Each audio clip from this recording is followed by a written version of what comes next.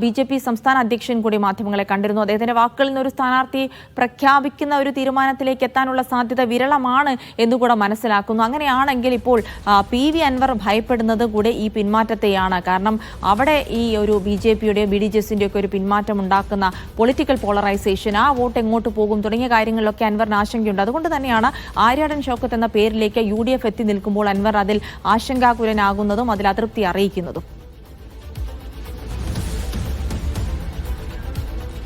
തീർച്ചയായും ഗൗരവകരമായ ചില കാരണങ്ങൾ കൊണ്ടാണ് ആര്യാടൻ ഷൗക്കത്ത് സ്ഥാനാർത്ഥിയാകുന്നതിന് UDF സ്ഥാനാർത്ഥിയാകുന്നതിനെ PV അൻവർ എതിർക്കുന്നത്. ഏറ്റവും പ്രധാനപ്പെട്ട കാര്യം, ഏറ്റവും ഒടുവിൽ തന്നെ കോൺഗ്രസിന്റെ മുതിർന്ന നേതാക്കളെല്ലാം തന്നെ പ്രതികരിച്ചതിൽ നിന്ന് ഈ സാമുദായിക സന്തുലനം നോക്കിയാണ് UDFന്റെ സ്ഥാനാർത്ഥിയെ നിശ്ചയിക്കാറ്. ആ നിലയ്ക്കാണ് ആര്യാടൻ ഷൗക്കത്തിന് സാധ്യത തെളിയുന്നതെന്നാണ് വിലയിരുത്തപ്പെടുന്നത്. ആ നിലയ്ക്ക് മുസ്ലിം വിഭാഗത്തിൽ നിന്നുള്ള സ്ഥാനാർത്ഥി എന്ന നിലയ്ക്കാണ് ആര്യാടൻ ഷൗക്കത്തിനെ പരിഗണിക്കുന്നതെന്നടക്കമുള്ള വിലയിരുത്തലുണ്ട്. അങ്ങനെ ഒരു പ്രചാരണം നിലമ്പൂർ പോലെയുള്ള ഒരു മണ്ഡലത്തിൽ UDFന് തിരിച്ചടിയാകുമെന്നാണ് PV അൻവറിന്റെ പ്രധാനപ്പെട്ട ഒരു ആക്ഷേപം. ആ നിലയ്ക്കുള്ള ഒരു വിലയിരുത്തൽ അദ്ദേഹത്തിനുണ്ട്. അതോടൊപ്പം തന്നെയാണ് ഈ മുസ്ലിം സമുദായത്തിൽ നിന്നുള്ള സ്ഥാനാർത്ഥി എന്ന വിലയിരുത്തൽ കൂടെയുള്ളപ്പോൾ BJP ഈ മണ്ഡലത്തിൽ സ്ഥാനാർത്ഥിയെ നിർത്തുന്നില്ല, അല്ലെങ്കിൽ നേരത്തെ BDJS അടക്കമുള്ളവർ ഈ തെരഞ്ഞെടുപ്പിൽ നിന്ന് വിട്ടുനിൽക്കുന്നു. അപ്പോൾ അവർക്ക് ഈ മണ്ഡലത്തിലുള്ള വോട്ട് എങ്ങോട്ട് പോകും, ആർക്ക് അനുകൂലമാകും എന്നതടക്കമുള്ള കാര്യങ്ങളാണ് PV അൻവർ ഉന്നയിക്കുന്നത്. ആര്യാടൻ ഷൗക്കത്തിനാണെങ്കിൽ മുസ്ലിം സമുദായത്തിൽ നിന്ന് തന്നെ കാര്യമായ പിന്തുണയില്ല എന്നതടക്കമാണ് PV അൻവർ ഉന്നയിക്കുന്നത്. ആ നിലയ്ക്ക് ആര്യാടൻ ഷൗക്കത്ത് UDFന്റെ സ്ഥാനാർത്ഥിയാവുകയാണെങ്കിൽ പല ഘടകങ്ങൾ ചേർത്ത് വെച്ചാൽ ആര്യാടൻ ഷൗക്കത്തിന്റെ വിജയ സാധ്യത വിരളമാണ്. അത് വലിയ തരത്തിലുള്ള തിരിച്ചടി ഉണ്ടാക്കും. UDFന് മാത്രമല്ല, നമുക്കറിയാം UDFനേക്കാൾ പ്രധാനം ഈ തെരഞ്ഞെടുപ്പ് PV അൻവറിനാണ്. PV അൻവറിന്റെ രാഷ്ട്രീയ ഭാവി തന്നെ നിർണ്ണയിക്കാവുന്ന തെരഞ്ഞെടുപ്പ് ഫലമായിരിക്കും നിലമ്പൂരിലേത് എന്ന് സ്വാഭാവികമായും നമുക്കറിയാം.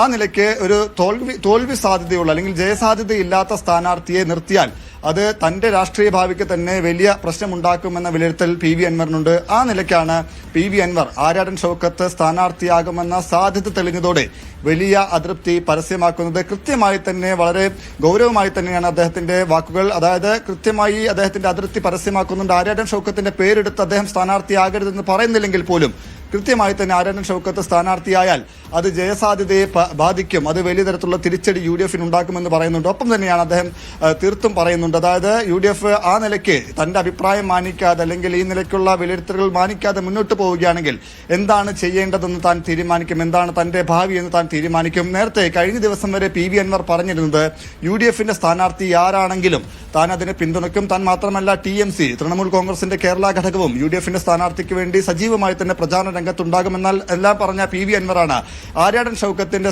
പേര് തെളിഞ്ഞതോടെ അല്ലെങ്കിൽ അതിലേക്ക് മുൻതൂക്കം വന്നതോടെ കൃത്യമായി തന്നെ അതിനെ എതിർത്ത് പരസ്യമായി തന്നെ രംഗത്ത് വരുന്നത്.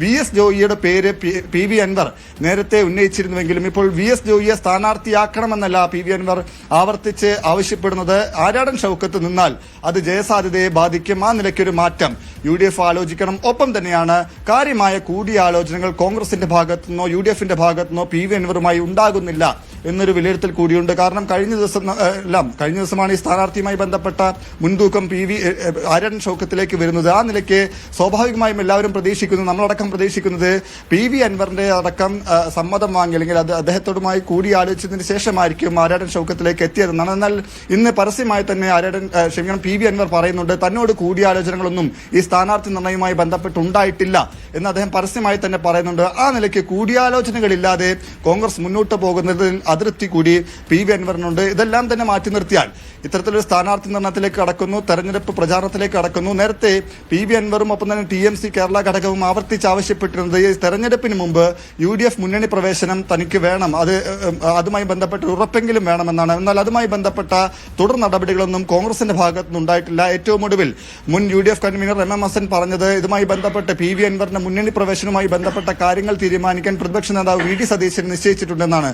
അതുമായി ബന്ധപ്പെട്ട് പിന്നീട് തുടർ നടപടികളൊന്നും ഉണ്ടായില്ല. അപ്പോൾ അക്കാര്യത്തിൽ ഒരു ഉറപ്പ് കൂടി PV അൻവർ ഈ തെരഞ്ഞെടുപ്പ് പ്രചാരണ ഘട്ടത്തിലേക്ക് കടക്കുമ്പോൾ PV അൻവർ പ്രതീക്ഷിക്കുന്നുണ്ട്. ആ നിലയ്ക്ക് കൂടി ഒരു സമ്മർദ്ദം ചെലുത്തുകയാണ് PV അൻവർ ചെയ്യുന്നത്. എന്നാൽ ഗൗരവകരമായ ചില കാരണങ്ങൾ കൂടി ഈ ആര്യാടൻ ഷൗക്കത്തിന്റെ സ്ഥാനാർത്ഥിത്വത്തിൽ PV അൻവർ കൃത്യമായി ഉന്നയിക്കുന്നുമുണ്ട്. ജിൽസി.